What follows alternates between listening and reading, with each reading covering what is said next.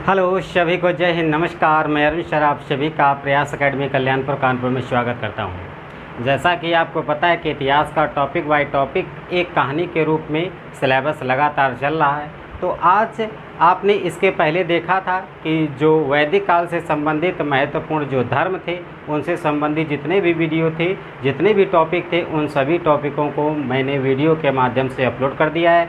उम्मीद है आप सभी ने देखा होगा और आपको बहुत पसंद भी आया होगा।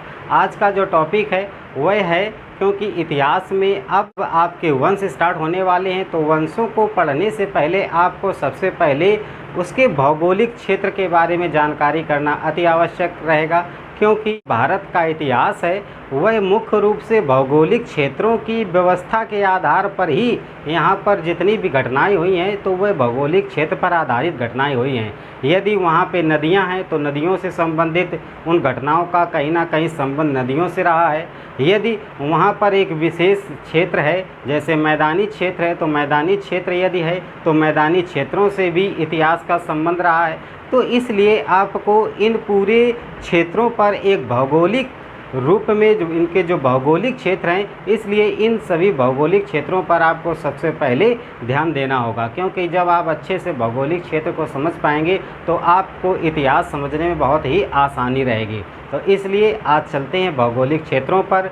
जैसे कि आपको पता है कि वर्तमान में, जैसे कि आप जानते हैं कि भारत जो देश है, भारत में 28 राज्य हैं और 9 केंद्र शासित राज्य हैं। तो इसी प्रकार से जो प्राचीन काल की बात की जाती है तो वहाँ पर जिस प्रकार से आज अपने यहाँ राज्य हैं, उसी प्रकार से उस समय राज्यों को राज्य नहीं कहा जाता था, महाजनपद के नाम से जाना जाता था। जैसा कि आप जानते हैं कि वर्तमान में 28 राज्य और 9 केंद्र शासित राज्य हैं। इसी प्रकार से प्राचीन काल में 16 महाजनपद होते थे, जिनकी जानकारी मैंने पहले भी बता दिया है कि आगुंतर निकाय, बौद्ध धर्म के आगुंतर निकाय से 16 महाजनपदों की जानकारी मिलती है तथा जैन धर्म के भगवती सूत्र से भी 16 महाजनपदों की जानकारी मिलती है। तो जिस प्रकार से आज राज्य हैं 28, उसी प्रकार से उस समय महाजनपद होते थे। तो कौन सा महाजनपद कहाँ पर किस क्षेत्र में होता था, उन महाजनपदों के भौगोलिक क्षेत्र को देखेंगे,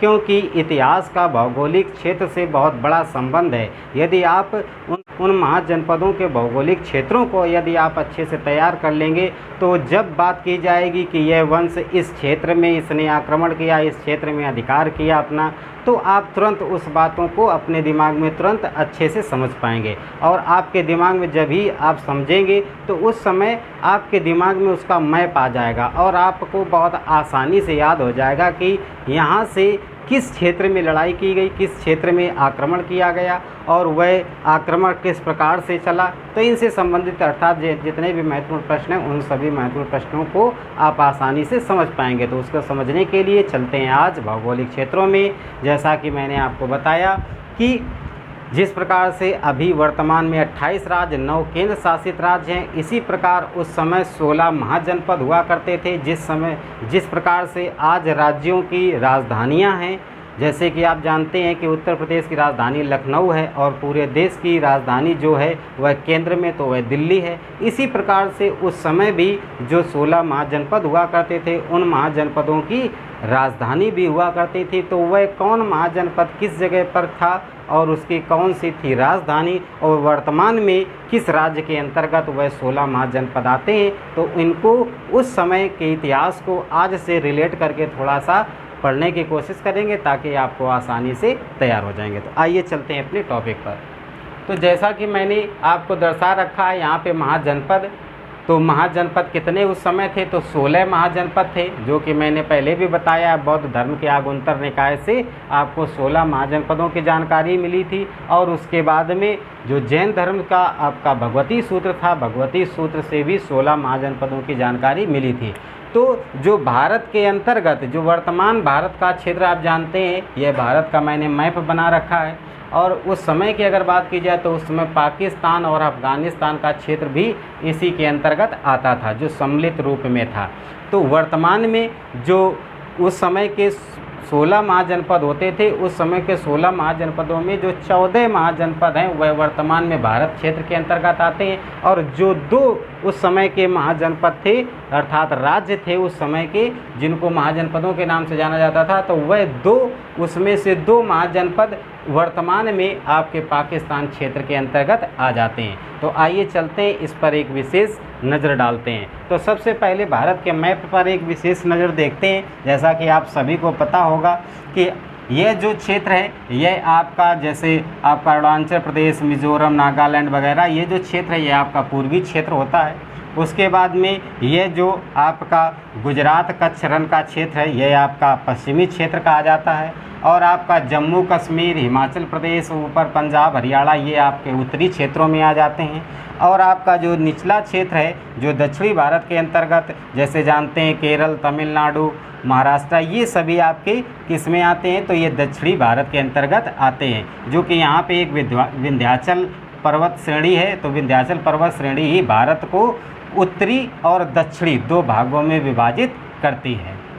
तो एक नज़र इस पे पहले देख लेते हैं। ये आप जानते हैं ये जम्मू कश्मीर का क्षेत्र है, उसके जम्मू कश्मीर के नीचे क्षेत्र में आते हैं। तो यह आपका जो क्षेत्र है यह आपका हिमाचल प्रदेश है। हिमाचल प्रदेश से सटा हुआ है आपका उत्तराखंड, उत्तराखंड और हिमाचल प्रदेश से सटा हुआ आपका क्षेत्र यह आपका यूपी पड़ जाता है। उत्तर प्रदेश से सटा हुआ है आपका बिहार है। बिहार के बाद इधर असम, मेघालय, फिर अरुणाचल प्रदेश, नागालैंड, मणिपुर, मिजोरम, ये क्षेत्र पड़ जाते हैं। उसके बाद में यह आपका जो है ये आपका पंजाब का क्षेत्र है, यह आपका हरियाणा का क्षेत्र यहाँ पड़ जाता है, यह आपका राजस्थान का क्षेत्र है, यह गुजरात का क्षेत्र पड़ जाता है, यह आपका महाराष्ट्र का क्षेत्र पड़ जाता है। इधर आप जानते हैं गोवा, तमिलनाडु, इधर आंध्र प्रदेश, ये सभी क्षेत्र पड़ जाते हैं वर्तमान में। लेकिन उस समय जो इस समय राज्य हैं, इतने राज्य उस समय नहीं थे, अर्थात उस समय महाजनपद जो थे वह 16 थे। वह किन क्षेत्र में मुख्य रूप से विस्तार था, उनको बारे में जानकारी जैसे कि इतिहास के आधार पर आपको साक्ष्यों के आधार पर जानकारी मिलती है, तो उन साक्ष्यों के आधार पर जो 16 महाजनपद थे वह किन क्षेत्रों में थे उनके बारे में विशेष चर्चा करेंगे। तो आइए चलते हैं एक एक करके सभी पर नज़र डालते हैं। जैसे कि महाजनपद मैंने यहाँ पे लिख रखे हैं, उसकी राजधानियाँ लिख रखी हैं, और वर्तमान में वह किस क्षेत्र में आते हैं वह सभी मैंने यहाँ पर आपको दर्शा रखा है। तो उम्मीद है आपको अच्छे से समझ में आ जाएगा, क्योंकि इतिहास को पढ़ने से अगर आपको इतिहास को अच्छे से पढ़ना है तो आपको अच्छे से इतिहास पढ़ने के लिए आपको भौगोलिक क्षेत्र दिमाग में रहना अति आवश्यक है। क्योंकि जब आप भौगोलिक क्षेत्र दिमाग में रखेंगे तो इतिहास के जब किसी भी घटना की बात की जाएगी, किसी भी वंश की बात की जाएगी, क्योंकि वहाँ पर राजधानियों का स्थानांतरण भी बहुत हुआ है। उसके बाद में एक जनपद ने दूसरे जनपद पर आक्रमण किया है और उस पर अधिकार किया है, तो वह अधिकार किस जनपद में किया है, कैसा किया है, उन सभी पर भौगोलिक क्षेत्रों के आधार पर यदि रिलेट करके आप पढ़ेंगे तो बहुत आसानी से आपका टॉपिक तैयार हो जाएगा। तो आइए चलते हैं, देखते हैं। जैसे कि आप देख रहे हैं ये मगध है। मगध की उस समय राजधानी हुआ करती थी राजगृह। मगध कहाँ पे पड़ता है, तो मगध का जो क्षेत्र है वह आपका इस जगह में पड़ता है, जो वर्तमान में अब आपका बिहार के अंतर्गत आता है। जिसकी जो राजधानी हुआ करती थी उस समय वह आपकी राजगृह हुआ करती थी, जो वर्तमान कौन सा क्षेत्र, यह पटना बिहार का क्षेत्र आ जाता है। उसके बाद में दूसरा था आपका अंग, जिसको चंपा, जिसकी राजधानी जो थी वह कौन सी थी, चंपा थी, यानी महाजनपद था अंग। उस समय अंग की जो राजधानी थी वह चंपा थी। चंपा किस क्षेत्र में आ जाता है, तो ये आपका यहाँ पे क्षेत्र पड़ता था अंग, और इसकी राजधानी हुआ करती थी कौन सी, चंपा, जो वर्तमान में बिहार के क्षेत्र में आता है, वो भी बिहार में कौन सा, भागलपुर क्षेत्र में आता है। उसके बाद में आपका एक महाजनपद था वज्जी, जो वर्तमान में बिहार में वो भी आता है। तो वज्जी या उसकी राजधानी जो हुआ करती थी उस समय वह वैशाली हुआ करती थी, जो यहाँ पे पड़ता है आपका वज्जी, ये वज्जी पड़ता है, जो आपका वज्जी था महाजनपद। उस समय उसकी राजधानी वैशाली हुआ करती थी, जो वर्तमान में मिथिला का क्षेत्र कहा जाता है कि मिथिला का क्षेत्र पड़ता है।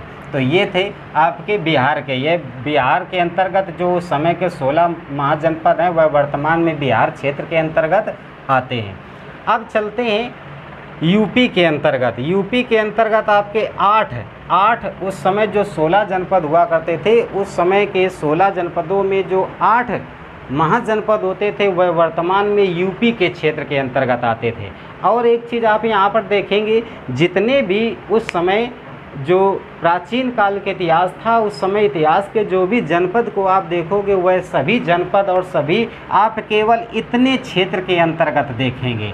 इसके अतिरिक्त आप ऊपर जम्मू कश्मीर में नहीं देखेंगे, इसके अतिरिक्त आप नीचे दक्षिणी भारत के अंतर्गत नहीं देखेंगे, तमिलनाडु केरल वगैरह क्षेत्रों में नहीं आप देखेंगे। इसके अलावा पूर्वी क्षेत्रों में आपका इधर असम, मेघालय, मणिपुर, मिजोरम, नागालैंड, त्रिपुरा, इन सभी क्षेत्रों में आप नहीं देखेंगे। केवल इस जगह से लेकर के और ये केवल जो क्षेत्र था, यह पूरा क्षेत्र में ही पूरा इतिहास छुपा हुआ है। क्यों ऐसा क्यों था कि केवल इसी क्षेत्र में पूरा इतिहास का जो विस्तार हुआ है, केवल यानी जितने भी वंशों का विस्तार हुआ वह केवल इसी क्षेत्र में क्यों हुआ, ऐसा क्यों? तो ऐसा कारण क्यों है? कारण आप जानते हैं कि यह भारत में नदियों का भी एक जाल तंत्र है, क्योंकि आप जानते हैं यहाँ से आपकी सिंधु नदी निकलती, सिंधु नदी निकलते हुए यहाँ से होती हुई इस क्षेत्र में से होती हुई पाकिस्तान क्षेत्र से आपकी ये अरब सागर में गिरती है। और सिंधु की 5 नदियाँ हैं, झेलम, चिनाब, रावी, ब्यास, सतलज। ये 5 नदियों का जो जाल है ये पूरा सिमट करके आपका एक जगह यहाँ पे एकत्रित हो जाता है आकर के, यानी यहाँ पर सभी एक ही में मिल जाते हैं। ये जितनी भी जैसे सिंधु नदी है, सिंधु नदी की जो सहायक नदियाँ हैं मुख्य रूप से कौन सी, झेलम, चिनाब, रावी, ब्यास, सतलज, ये सभी नदियां जो हैं ये सहायक नदियां यहाँ पर मिल जाती हैं पाकिस्तान के इस क्षेत्र में। यहाँ पर मिलने के बाद में यह पूरी एक यानी सिंधु नदी के रूप में पूरी बहती हुई आपके अरब सागर में पहुँच जाती हैं। तो इसलिए, और दूसरी चीज़ फिर यहाँ से आपकी निकलती है गंगा नदी, जो यूपी क्षेत्र से होते हुए, बिहार से होते हुए और आपका पश्चिम बंगाल से होते हुए इधर बंगाल की खाड़ी में गिर जाती है। और यहीं पर जो आपकी गंगा नदी है, गंगा नदी की एक सहायक नदी है जो है आपकी जानते हैं कौन सी, यमुना नदी है। यमुना नदी आकर के यहाँ पर मिल जाती है प्रयागराज, इलाहाबाद में आप जानते हैं। तो यहाँ पे जो संगम बोला जाता है, तो प्रयागराज संगम में यहाँ पे मिल जाती है। तो जो गंगा की यमुना जो है वह गंगा की सहायक नदी है। तो इसलिए इसके अतिरिक्त भी अन्य कई नदियों का यहाँ पर जाल तंत्र है। ये आप जानते हैं नर्मदा नदी है, ये आपकी गोदावरी नदी है, ये आपकी महानदी पड़ती है, ये आपकी कृष्णा नदी है, ये आपकी कावेरी नदी है। तो कहने का अर्थ ये है, ये जो क्षेत्र है ये क्षेत्र नदियों का एक जाल तंत्र है, जिस वजह से नदियों का बहाव होने से मिट्टी जो है वह उपजाऊ रूप में जमा होती रही। तो यहाँ पे कहने का मतलब यहाँ मैदानी क्षेत्र पाया जाता है, और मैदानी जो क्षेत्र होता है वह कृषि के लिए बहुत ही महत्वपूर्ण होता है, क्योंकि जो मैदानी क्षेत्र में कृषि जो होता है, कृषि का उत्पादन बहुत अच्छा होता है। और उस समय की अगर बात की जाए तो उस समय आप जैसे कि इसके पहले भी मैं कई वीडियो में भी बता चुका हूँ कि जो मैदानी क्षेत्र है वहाँ पर उपजाऊ ज़्यादा होती थी, और उस समय का जो मुख्य रूप से जो आपका व्यापार था, जो आपकी आर्थिक व्यवस्था थी, वह मुख्य रूप से कृषि पर आधारित थी। कृषि मुख्य रूप से की जाती थी। तो मुख्य रूप से प्राचीन काल में कृषि की जाती थी। तो कृषि का क्षेत्र जहाँ पर अच्छा होगा, जहाँ कृषि अच्छी होती होगी, वहीं पर लोग अपना विस्तार करना चाहते थे, क्योंकि वहाँ से आर्थिक मजबूती मिलेगी। आर्थिक मजबूती मिलेगी तो समाज मजबूत होगा, अर्थात समाज की स्थिति मजबूत होगी, सामाजिक स्थिति मजबूत होगी तो वहीं पर राजनीति होगी। जब राजनीति होती है तो वहीं पर धार्मिक जो क्षेत्र है वह भी शुरू हो जाता है। तो इस प्रकार से इतिहास एक व्यवस्थित रूप में एक कहानी का रूप है पूरा। तो आप देखेंगे इसी क्षेत्र में जितने भी इतिहास में जितने भी जो आपके महाजनपद हुए हैं वह सभी उत्तरी क्षेत्र के अंतर्गत ही आते हैं। तो आइए चलते हैं अब कौन कहाँ पर, जो यूपी में बात करते हैं, जैसे पांचाल आपका गंगा जो नदी थी, गंगा नदी से यहाँ पे आपका पड़ता है, ये यूपी के अंतर्गत वर्तमान में आता है। यह पांचाल का क्षेत्र था। पांचाल यह महाजनपद था जिसकी राजधानी उस समय अहिच्छत्र हुआ करती थी। और महाजनपद में नेक्स्ट आपका मल्ल आपका यहाँ पर मल्ल पड़ता था। मल्ल जिसकी राजधानी आपकी कुशीनगर होती थी, जो वर्तमान में देवरिया का क्षेत्र बोला जाता है, देवरिया है। तो यहाँ पे आपकी कौन सी थी, तो मल्ल था, यहाँ पर मल्ल था। मल्ल के बाद में आपका यहीं पे नीचे कोसल महाजनपद हुआ करता था। कोसल की राजधानी उस समय श्रावस्ती या साकेत हुआ करती थी। तो ये आपका था कोसल की राजधानी श्रावस्ती या साकेत हुआ करती थी, जो वर्तमान में यह फैजाबाद का क्षेत्र पड़ जाता है, कोसल का। उसके बाद में फिर आपका आता है काशी। यहीं पे आप नीचे थोड़ा सा और उतरेंगे तो यहाँ पे काशी का क्षेत्र पड़ जाएगा। तो काशी जो वाराणसी वर्तमान में बोला जाता है, यानी काशी का क्षेत्र था, जो वर्तमान में वाराणसी का क्षेत्र आपका आ जाता है। उसके बाद में आपका था वत्स, जो प्रयाग में पड़ता है। वत्स कहाँ पर, तो जहाँ पे यह क्षेत्र, यह आपका, तो वत्स आपका यह क्षेत्र पड़ जाता था। वत्स जिसकी राजधानी कौशाम्बी हुआ करती थी, जो प्रयागराज जो वर्तमान में पड़ता है, प्रयाग क्षेत्र में। उसके बाद में आप नेक्स्ट देखते हैं कुरु का क्षेत्र जो था, तो यह आपका यूपी में ही पड़ता है। उस समय यहाँ पे जो आपका वर्तमान में दिल्ली का क्षेत्र है, यह आपका कुरु हुआ करता था। कुरु की जो राजधानी उस समय हुआ करती थी, वह इंद्रप्रस्थ के नाम से जानी जाती थी। और वर्तमान में दिल्ली कहते हैं, जो यह क्षेत्र, यह दिल्ली का क्षेत्र है। तो वर्तमान में दिल्ली का क्षेत्र है, और उस समय जो महाजनपद था वह कुरु के नाम से जाना जाता था। तो इंद्रप्रस्थ इसकी राजधानी हुआ करती थी उस समय। उसके बाद में थोड़ा सा जब नीचे उतरते हैं, यहाँ पर आते हैं, तो यहाँ पर आपका यह भी क्षेत्र सब यूपी का पड़ता है। तो यहाँ पर आपका पड़ जाता है सूरसेन जो मथुरा का क्षेत्र आता है, जो यह मथुरा पड़ता है। तो वर्तमान में यह भी यूपी के अंतर्गत ही आ जाते हैं। उसके बाद में नेक्स्ट महाजनपद वह चेदी था। चेदी जिसकी जो राजधानी वह सुक्तिमत्री हुआ करती थी, चेदी का यह क्षेत्र पड़ जाता है। तो यह महाजनपद यहाँ पर होता था, चेदी। उसके बाद में फिर नेक्स्ट आते हैं मत्स्य, जो राजस्थान में पड़ता है। मत्स्य का जो क्षेत्र है वह यह क्षेत्र पड़ जाता है, यहाँ पे है आपका मत्स्य जो आपका राजस्थान क्षेत्र में पड़ जाता है। यह क्षेत्र आपका मत्स्य क्षेत्र हुआ करता था। उसके बाद में अवंती कहाँ पड़ता है, तो अवंती यह क्षेत्र जो है यह आपका अवंती पड़ता है, जो जिसकी राजधानी जो एमपी वर्तमान में एमपी क्षेत्र में आपका आ जाता है अवंती। और अवंती की जो राजधानी हुआ करती थी वह उज्जैनी हुआ करती थी, उज्जैनी, जिसको महिष्मती के नाम से भी जाना जाता है। आपने एक मूवी देखी होगी, उसमें महिष्मती शब्द प्रयोग किया गया है। तो अवंती जो इसकी जो राजधानी हुआ करती थी अवंती की, वह कौन सी, तो उज्जैनी, और महेशमती उसी को नाम से जाना जाता था।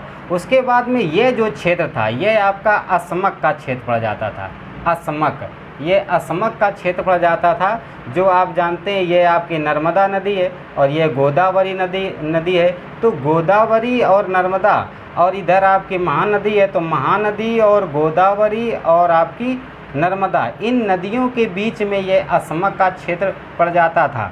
तो इस प्रकार से ये पूरा क्षेत्र जो था ये पूरा था कौन सा, तो ये इन सभी क्षेत्रों जो आपके 16 जो भारत के अंतर्गत आते हैं वह इस आधार पर आपके आते हैं कौन से, तो ये 16 महाजनपद इस क्षेत्रों पे पड़ते थे। उम्मीद है आपको समझ में आया होगा। अब आते हैं कि पाकिस्तान के बाहर का क्षेत्र। पाकिस्तान के बाहर का क्षेत्र आपका पड़ जाता है कंबोज, जो राजपुर में पड़ जाता है। कंबोज कहाँ, तो कंबोज यह है जो ब्रह्मपुत्र नदी थी उसके जस्ट आपका दाएं साइड में पड़ जाता था।